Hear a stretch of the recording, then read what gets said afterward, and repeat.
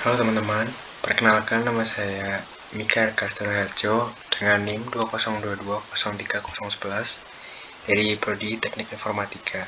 Di sini saya akan mengerjakan tugas tentang studi kasus dari mata kuliah teori graf.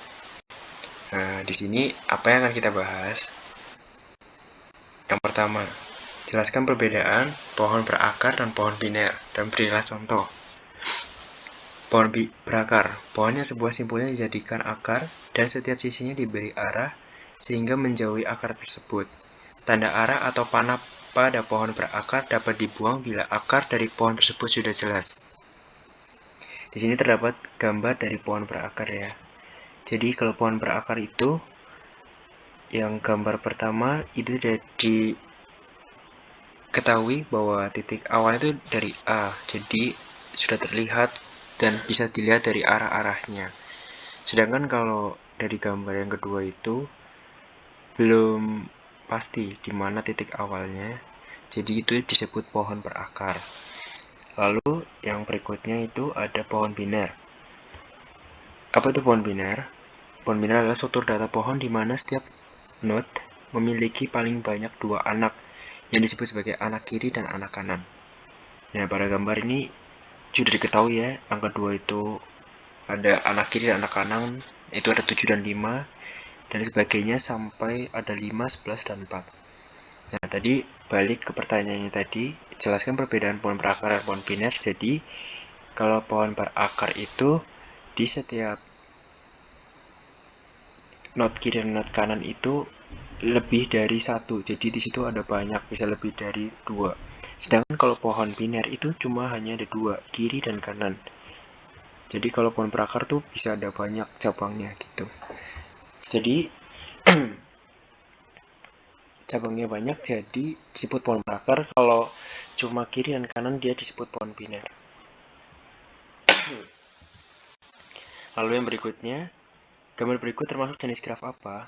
Nah, di sini tuh ada graf, gambar graf. Nah, kalau dari saya sendiri, ini adalah pohon biner karena setiap simpul memiliki tepat dua anak, simpul anak kiri dan anak kanan, kecuali untuk simpul daun yang berisi operan. Jadi dilihat dari sini hanya ada di setiap anaknya ada kiri dan kanan. Jadinya disebut pohon biner. Lalu yang berikutnya, apa yang dimaksud dengan infix, prefix, dan postfix? Berilah contohnya. Ya, di sini yang pertama saya akan menjelaskan tentang infix. Dari pengertiannya, infix yaitu notasi yang membentuk atas operator dengan operan, di mana operator berada di antara operan. Nah, di sini ada contohnya. Yang pertama itu ada A plus B kali C. Lalu di sini ada lagi dalam kurung A plus B dikali C. Lalu ada lagi yang ketiga A dikurangi dalam kurung B plus C dikali D pangkat E. Nah, di sini dilihat dari contoh dan dilihat dari pengertiannya, di mana operator, nah operator itu sendiri itu apa? Itu adalah tanda positif dan tanda kali di situ. Operan itu A, B, C.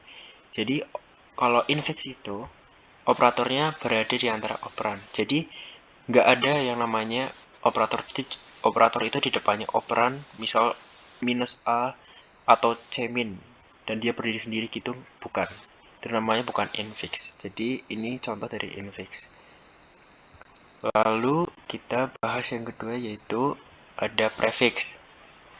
Dari pengertiannya dahulu, prefix adalah notasi yang terbentuk atas operator dengan operan, di mana operator berada di depan operan.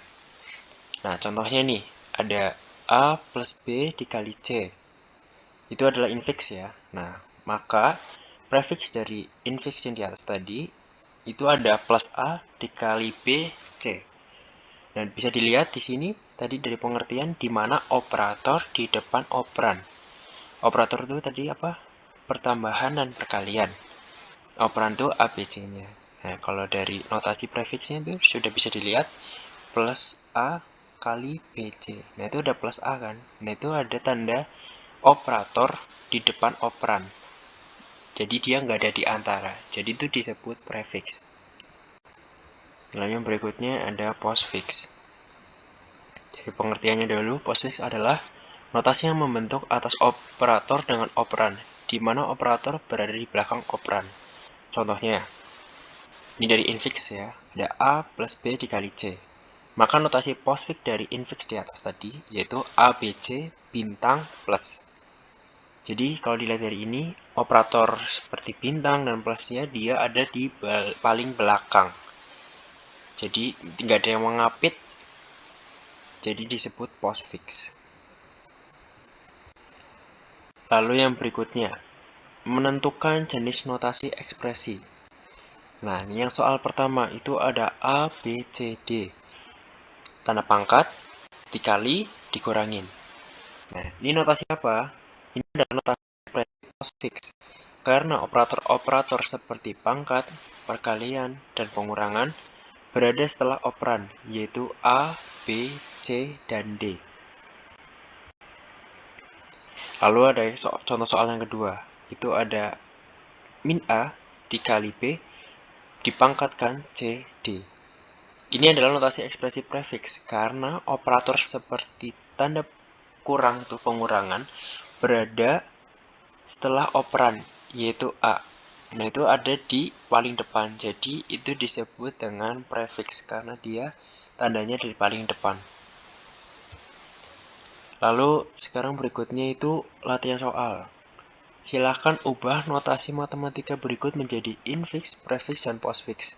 Ini soalnya ya, ada dalam kurung A min, dalam kurung lagi B dipangkatkan C per D dikali, dalam kurung E ditambahkan G dikali H min F. Nah, sekarang ke infix dulu. Nah, ini infixnya. Di sini tadi soalnya. Nah, sekarang ke langkah pertama. Nah, perlu diketahui sebelum masuk ke infix itu ada beberapa aturan.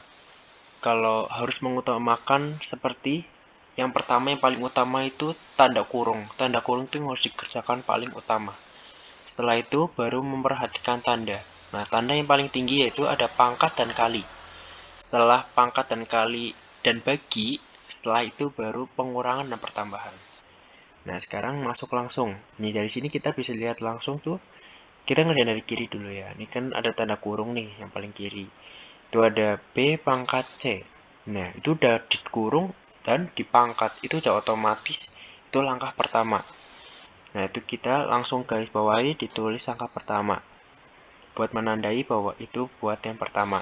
Lalu yang kedua itu ada amin. Kenapa amin? Karena dia masih di dalam tanda kurung itu untuk lanjutan dari B pangkat C. Jadi amin B pangkat C di dalam kurung itu menjadi langkah yang kedua. Lalu langkah yang ketiga itu ada bergeser ke paling kanan yang bagian tanda kurung ada G bintang H bintang kurangi F. Nah, kenapa minus F-nya nggak masuk? Karena dia bintang sama kurang kan lebih besar bintang. Jadi utamakan yang bintang dulu. Jadi di situ ada G dikali H. Nah, itu untuk langkah ketiga. Lalu untuk langkah keempat itu dimasukkan yang F-nya. Karena apa? Karena F-nya masih satu hubungan dengan G kali H minus F. Walaupun di sampingnya ada plusnya, tapi tetap diutamakan yang di dalam kurung ini. Yang ada kurung gandanya ini. Jadi, untuk langkah keempat itu ada G bintang H kurangi F. Untuk langkah kelima, itu masih di dalam tanda kurung. Karena G kali H min F itu dia sudah selesai, maka selanjutnya dimasukkan E plus. Nah, kalau E plus ini udah masuk, ini masuk ke langkah 5. Nah, kan udah nih, yang di atas kan tadi E, G, H, F udah masuk. Sekarang kan tinggal per D sama bintang. Nah, gimana cara kita menentuin mana yang dulu? Nah, kita lihat lagi dari kiri. Kan semua jalan dari kiri. Nah, dari kiri mana nih? Yang bagi sama bintang, kali itu yang paling besar tuh mana? Sama aja kan? Nah, karena sama aja, jadinya dikerjakan yang per D dulu. Jadi, untuk langkah yang ke-6 itu ada A min B pangkat C per D. Itu untuk langkah ke-6. Lalu langkah ke-7 itu untuk semuanya, seluruh bintang ini.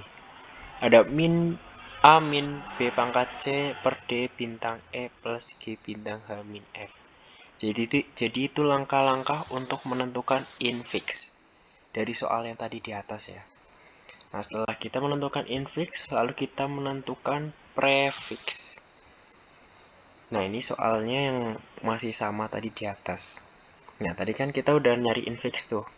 Nanti bisa sambil scroll ke atas lagi ya, sambil lihat sebelumnya. Nah, itu langkah yang pertama tuh kan B pangkat C tadi. Nah, kita tahu tuh prefix itu menempatkan operator di depan operan. Nah, ini kan masih di antara nih B pangkat C. Itu kan masih di antara operannya. Nah, operator itu harus dimajuin. Ya, gimana caranya? Berarti jadinya untuk langkah pertama itu pangkat BC. Yang tadinya B pangkat C karena dia infix dirubah jadi prefix, jadinya pangkat BC. Itu langkah pertama. Lalu langkah yang kedua, tadi sesuai yang di atas juga, kita ambil yang amin. Nah, kalau amin berarti kalau prefixnya operator berarti harus di depan operan. Sehingga jadi min A pangkat BC. Itu langkah yang kedua. Nah, setelah langkah kedua, kita ke langkah ketiga. Tadi kan tanda kurungnya udah habis nih sebelah kiri. Sekarang pindah ke kurung sebelah kanan. Paling besar mana tuh? Oh, perkalian tuh G bintang H. Nah, kalau prefixnya apa tuh prefixnya? Berarti operatornya pindah ke depan. Jadi bintang GH itu langkah ketiga. Sekarang pindah ke langkah 4. Nah, tuh di sebelah kanannya dalam kurung masih ada min F tuh.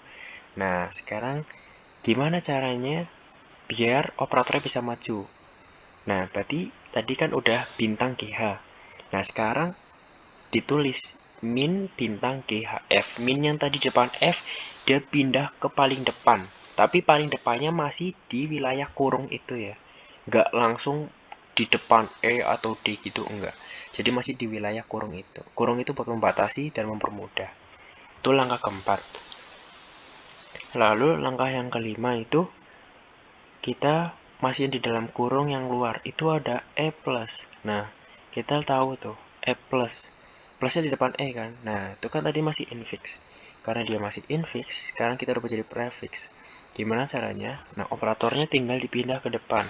Jadinya dia menjadi plus E min kali GHF. Itu untuk langkah kelima.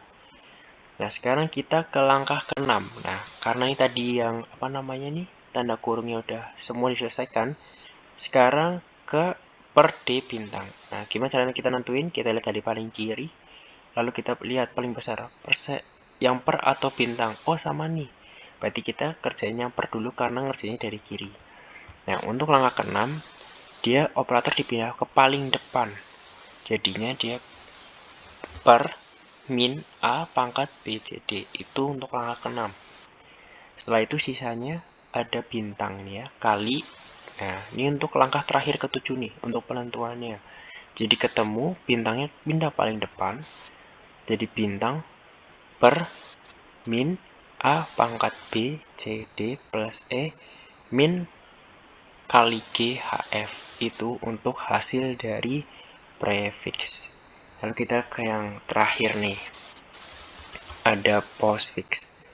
Nah, ini soalnya sama ya, sama yang ada di atas.